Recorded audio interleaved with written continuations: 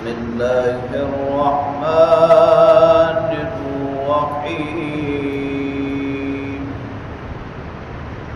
وإذ يرفع إبراهيم القواعد من البيت وإسماعيل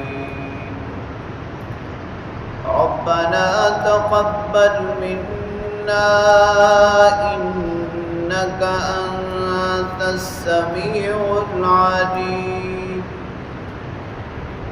ربنا واجعلنا مسلمين لك ومن ذريتنا أمة مسلمة لك وأرنا مناسكنا وتب علينا إنك أنت التواب الرحيم ربنا وابعث فيهم رسولا منهم يتلو عليهم آياتك ويعلمهم الكتاب والحكمة ويزكيهم إنك أنت العزيز الحكيم صدق الله وصدق رسوله النبي الكريم۔ سورہ بقرہ کی آیت نمبر 127 تا 129 کی تلاوت آپ نے سماعت کی۔ ترجمہ سماعت فرمائیں۔ وَإِذْ يَرْفَعُ إِبْرَاهِيمُ الْقَوَاعِدَ مِنَ الْبَيْتِ وَإِسْمَاعِيلُ، اس وقت کو یاد کرو جب ابراہیم علیہ السلام بیت اللہ کی بنیادیں اٹھا رہے تھے اور اسماعیل علیہ السلام بھی ان کے ساتھ شامل تھے۔ ربنا تقبل منا، تو وہ اللہ تعالیٰ سے یوں دعا مانگ رہے تھے، اے ہمارے رب ہم سے ہمارے اس عمل کو قبول فرما لے۔ انک انت السمیع العلیم، بے شک تو سننے والا جاننے والا ہے۔ ربنا وجعلنا مسلمین لک، اے ہمارے رب ہمیں اپنا فرمانبردار بنا دے۔ ومن ذریتنا امۃ مسلمۃ لک، اور ہماری اولاد سے بھی ایک فرمان بردار جماعت پیدا فرما۔ وَأَرِنَا مَنَاسِكَنَا، ہمیں ہماری عبادت کے طریقے سکھا دے۔ وَتُبْ عَلَيْنَا، ہماری دعاؤں کو قبول فرما لے۔ إِنَّكَ أَنْتَ التَّوَّابُ الرَّحِيمُ، بے شک تو خوب توبہ قبول کرنے والا رحم کرنے والا ہے۔ رَبَّنَا وَابْعَثْ فِيهِمْ رَسُولًا مِّنْهُمْ، اے ہمارے رب ہماری آل و اولاد میں انہی میں سے ایک رسول بھیج، یتلو علیہم آیاتک، جو ان کے سامنے تیری آیتیں پڑھ پڑھ کر سنائے۔ وَيُعَلِّمُهُمُ الْكِتَابَ وَالْحِکْمَةَ، انہیں کتاب اور حکمت کی تعلیم دے۔ وَيُزَكِّيهِمْ، اور ان کا تزکیہ کرے۔ انک انت العزیز الحکیم، بے شک تو غالب حکمت والا ہے۔ ابراہیم علیہ السلام کی دعاؤں کا سلسلہ جاری تھا۔ گزشتہ آیت کریمہ میں بھی آپ نے شہر مکہ کے لیے، اس سرزمین کے لیے دعائیں کی، اور آج کی آیات میں تعمیر کعبہ شروع ہونے کے بعد ابراہیم علیہ السلام اور اسماعیل علیہ السلام کا جو اللہ کی طرف رجوع ہے، جو دعائیں ہیں وہ قرآن کریم میں بیان کی گئی ہیں۔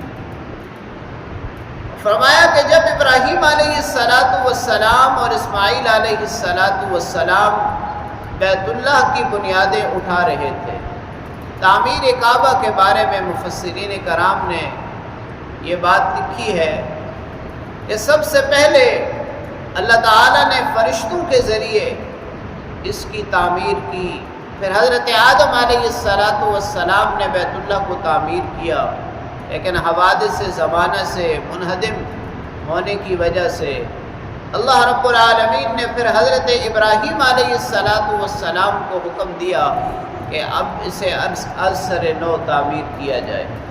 ابراہیم علیہ السلام نے پھر انہی بنیادوں کو اٹھایا اور اس پر اللہ کا گھر تعمیر کیا، اور تعمیر کرتے ہوئے پہلی دعا یہ مانگی کہ یا اللہ ہمارے اس عمل کو قبول فرما لے۔ معلوم ہوا کہ کسی بھی نیک عمل کی اہمیت اللہ رب العالمین کی قبولیت کے ساتھ ہے، اور یاد رکھیں قبولیت میں دو چیزیں بڑی اہم ہیں۔ ایک تو یہ کہ اخلاص نیت کے ساتھ عمل کیا جائے، عمل کا مقصد صرف اللہ کی رضا ہو، اور دوسرے عمل کا طریقہ وہ ہو جو اللہ کے نبی نے سکھایا ہو۔ سنت طریقہ عمل کی قبولیت کے لیے ضروری ہے۔ دوسری دعا آپ نے یہ فرمائی کہ یا اللہ ہمیں اپنا فرمان بردار بنا دے۔ کوئی بھی نیک عمل آدمی کرتا ہے اس کا مقصد اللہ رب العالمین کی اطاعت، اللہ کی فرمان برداری ہے، اور ہر نیک عمل اطاعت اور فرمان برداری میں اضافہ کرنے والا ہونا چاہیے۔ لہذا اتنا بڑا کام کرتے ہوئے پہلے قبولیت کی دعا کی کہ یا اللہ قبول فرما لے، اور پھر اپنے آپ کے لیے دعا کی کہ یا اللہ ہمیں سیدھے راستے پر رکھنا اور ہمیں فرمان بردار بنا دے۔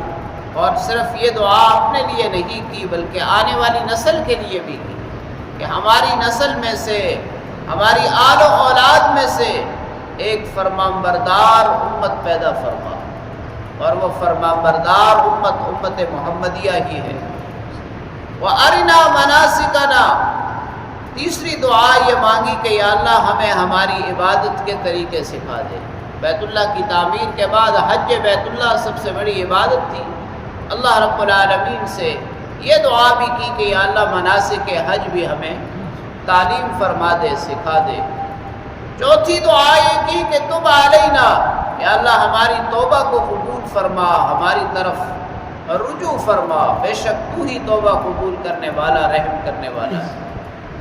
پانچویں اور آخری دعا ابراہیم علیہ السلام کی وہ شاکار دعا ہے کہ جو آپ نے تعمیر کعبہ کے مکمل ہونے پر کی، اور اللہ رب العالمین سے یہ دعا مانگی کہ یا اللہ سرتاج الانبیاء، امام الانبیاء، جس کو تو نے سب سے آخر میں مبعوث فرمانا ہے، یا اللہ انہیں میری آل و اولاد میں مبعوث فرما۔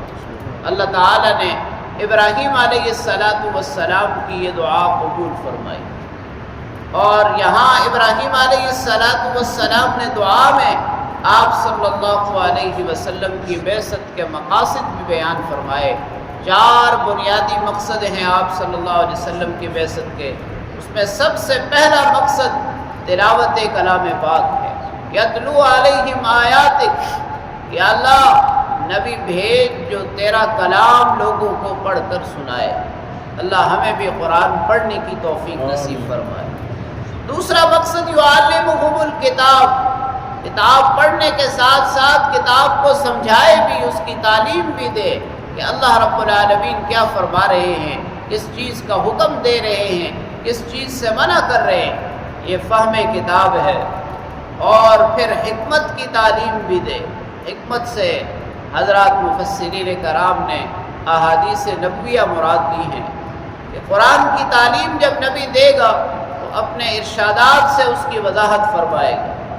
اور چوتھا بنیادی مقصد تزکیہ ہے، یعنی جو باطن کے اندر کفر اور شرک کی گندگی ہے، نافرمانی کی گندگی ہے، اسے صاف کر دے، اور اللہ رب العالمین کی رضا، اللہ رب العالمین کے حکم کی پیروی وہ امت کو سکھا دے۔